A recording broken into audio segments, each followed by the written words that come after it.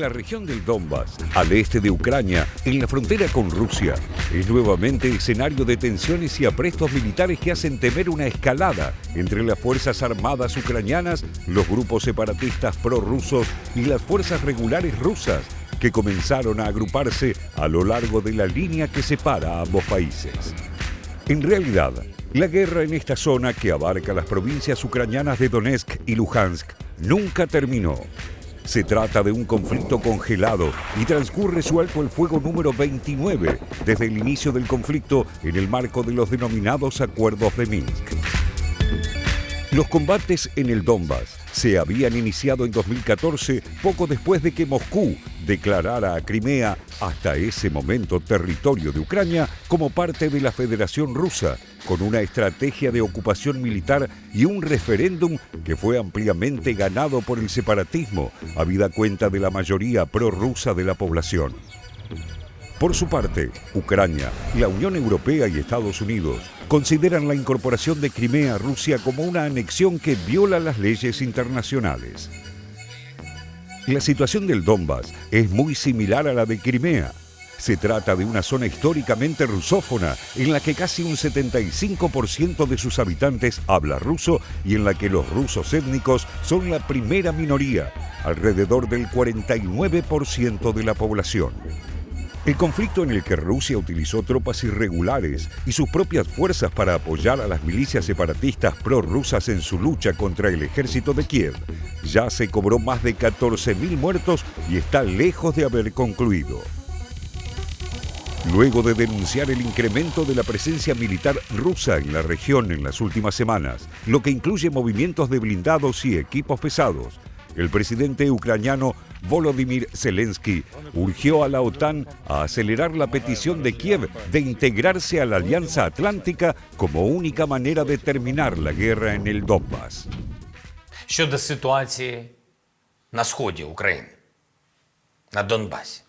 Збереження режиму повного припинення вогню є запорукою продовження важких, але дуже необхідних переговорів у Мінському та Нормандському форматах. Вкотре наголошу, наша армія здатна дати відсіч будь-кому. І це посилює наші позиції для врегулювання ситуації дипломатичним шляхом. Саме дипломатичним. Una integración que no parece demasiado cercana. Por su parte, Rusia afirmó que los movimientos de tropas se realizan en su territorio, tienen un objetivo meramente defensivo y que la integración de Ucrania a la OTAN no sería aceptada en las provincias separatistas. Una guerra total en el Donbas podría destruir a Ucrania, fue la advertencia del Kremlin. Главное, чтобы ничто не спровоцировало опять военные боевые действия украинских вооруженных сил по отношению к собственному народу или по отношению к людям, которые живут в самопровозглашенных республиках. Y las varias milicias prorrusas que actúan en el conflicto y suman alrededor de 30.000 hombres también se manifestaron listas para una posible confrontación. Однозначно мы приведены в готовность для принятия адекватных мер, адекватного ответа. То есть в случае угрозы жизни населению, угрозы жизни гражданскому населению, угрозы инфраструктуре, угрозы жизни военнослужащих, принимаются адекватные меры. Производится огневое воздействие по огневым позициям противника. Es evidente que la llegada de Biden a la Casa Blanca y su enfrentamiento retórico con Vladimir Putin activó las alarmas del Kremlin en este frente. Sin embargo, diversos analistas coinciden en que es improbable por el momento que Moscú proceda a incorporar las autodeclaradas repúblicas autónomas de Donetsk y Luhansk a la Federación Rusa, como ocurrió con Crimea. También parece difícil que las fuerzas rusas se lancen a una operación militar a gran escala en territorio ucraniano, lo que demandaría cientos de tanques y logística. Pero sí sería factible una ofensiva localizada que permita a las fuerzas prorrusas mantener una ventaja estratégica y al Kremlin negociar condiciones en posición de fuerza, lo que incluye, en el mediano plazo, incidir de alguna forma en la política de Ucrania y evitar que una eventual integración completa a Europa la aleje definitivamente de su esfera.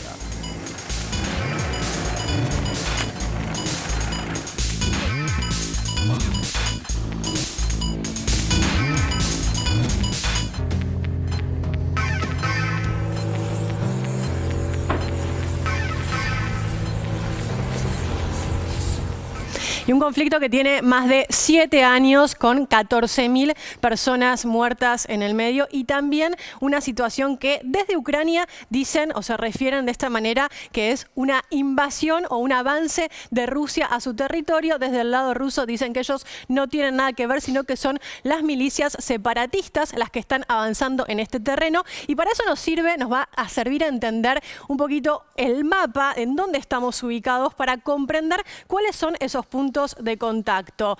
En este caso tenemos acá las dos regiones, sobre todo lo que ven marcado en celeste y también parte de lo que está en marrón son las regiones que están en conflicto. Hablamos de Donetsk y Luhansk, donde hay una barrera que es la que ven señalada en roja, que es la zona, la línea de contacto entre las tropas ucranianas y también las milicias separatistas. Las milicias separatistas que, como ven, controlan una parte del territorio, no es la totalidad del territorio. Esta línea es una línea digamos, divisoria política que se está dando en este momento, pero la línea de división territorial histórica es esta que cruza por ahí de manera diagonal. En esta zona es donde ven desplegadas las tropas rusas, que es justamente donde está el foco del conflicto o la noticia, ¿no?, de el avance del ejército ruso a esa zona. Por supuesto, una zona históricamente en disputa, en tensión, y de hecho esta semana estuvo el presidente ucraniano justamente en esa zona de frontera. Algo que voy a la mesa para también hablar con mis compañeros y plantear esta pregunta, ¿no? ¿A qué responde este avance de las tropas rusas en este momento? No sé cómo lo ven ustedes, pero hay muchísimas también interrogantes acerca de por qué está sucediendo esto ahora. ¿Qué objetivo tiene Rusia con esto? A ver, la sensación que hay, o por lo menos el argumento de los separatistas, es que la intención planteada por el presidente Zelensky de acercarse a la OTAN, de pedir, de apurar la integración de Ucrania como miembro de la OTAN, provocó esta cierta forma de ponerse en guardia.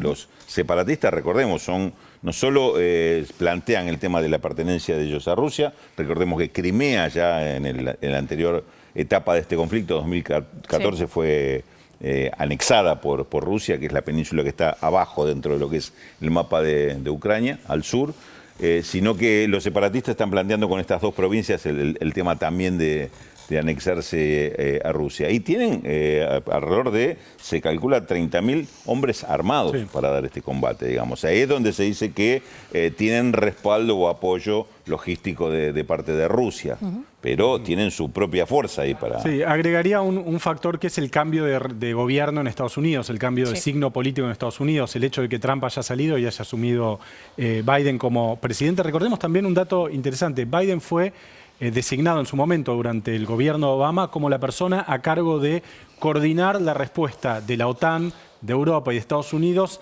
a la incorporación / anexión de Crimea a Rusia. Cuando Rusia incorpora o anexiona Crimea, hay una respuesta dura del mundo occidental con sanciones, con amenazas, con movimiento de tropas, y Biden fue, como vicepresidente Obama, el encargado de eso. De ahí vienen los vínculos históricos del hijo de Biden, se me fue ahora el nombre de pila de... Hunter, ¿no? De Hunter Biden, con el gobierno de Ucrania, y el primer motivo de impeachment a Trump. El primer impeachment fracasado contra Trump se origina en la presión del entonces presidente de Estados Unidos al gobierno de Ucrania para que busquen pruebas para incriminar al hijo de Biden, que había hecho algunos negocios nunca del todo aclarados, por lo menos desde mi punto de vista, en Ucrania. Entonces, me parece que también el cambio de signo político en Estados Unidos motiva esto. Probablemente Putin esté midiendo fuerzas con la nueva administración. Y el movimiento de piezas que se da en torno a esto, ¿no? También es muy probable que Zelensky tome otra postura pensando, bueno, ahora está Biden,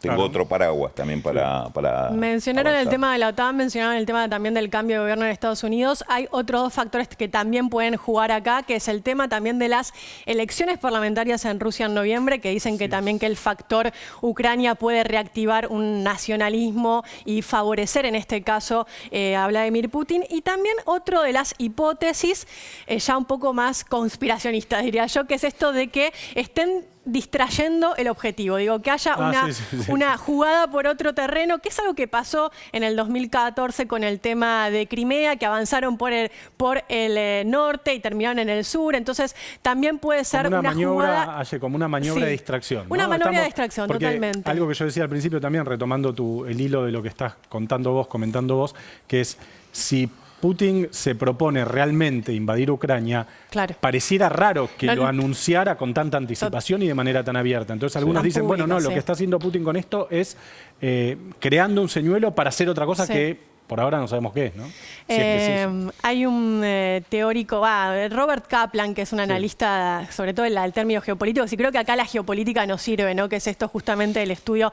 Un concepto bastante mal utilizado, diría yo, el de la geopolítica, que en verdad... Un concepto que tiene mala prensa. No, y aparte básicamente es entender la geografía de un lugar para comprender también el impacto político que pueda llegar a tener. Y hablaba de que, decía que la inseguridad territorial es el sentimiento nacional ruso por excelencia, ¿no? Y esto de que claramente, de hecho, desde la asunción de Vladimir Putin, hace años ya, los primeros 7 años cuadruplicó el incremento del presupuesto militar y estamos viendo también este tipo de, justamente, de presión en las áreas históricas de influencia rusa. Nos referimos sobre todo al factor Ucrania, que funciona a veces como un algodón entre dos cristales, me refiero a Europa y Rusia. Sí, agrego una cosa más, que es que Putin en algún momento tenía geopolíticamente que poner una línea, que trazar una raya. Cuando implosiona la Unión Soviética y las ex repúblicas soviéticas empiezan a acercarse a Europa y son incorporadas progresivamente a la OTAN, a pesar de que había habido una promesa de la OTAN a Rusia en ese momento, a Yeltsin, de que no se iban a incorporar. Bueno, el cerco sobre Rusia va avanzando hacia el este. En algún momento Putin tenía que poner una raya y decir, bueno, muchachos, hasta acá pueden llegar. Si pasan de esta línea... hay guerra, porque si no, ¿hasta qué frontera iban a llegar? Resaltar lo evidente con todo esto, que digamos, esto se reactiva en el 2013 cuando Yanukovych cancela la posibilidad de avanzar en un acuerdo de asociación con la Unión Europea. Ucrania estaba en esa sintonía y es ahí donde avanza Rusia, yo diría, en una respuesta, digamos, defensiva ante el avance de la Unión Europea. ¿Avanza Rusia o avanzó Europa y Rusia contraataca? Porque digo, no vamos a ponernos a defender una posición u otra. En ese momento en defensa de Yanukovych. Claro, en ese momento, que terminó, de puesto. Una confrontación de estrategias, pero también de gestos, ¿no? Recordaba lo de noviembre del 2018, fue el último acontecimiento. ¿Se acuerdan cuando 3 barcos de Ucrania que querían pasar por el estrecho de Kerch? El estrecho de Kerch es el que une Crimea con la parte territorial de Rusia. Es decir, quisieron pasar por ahí.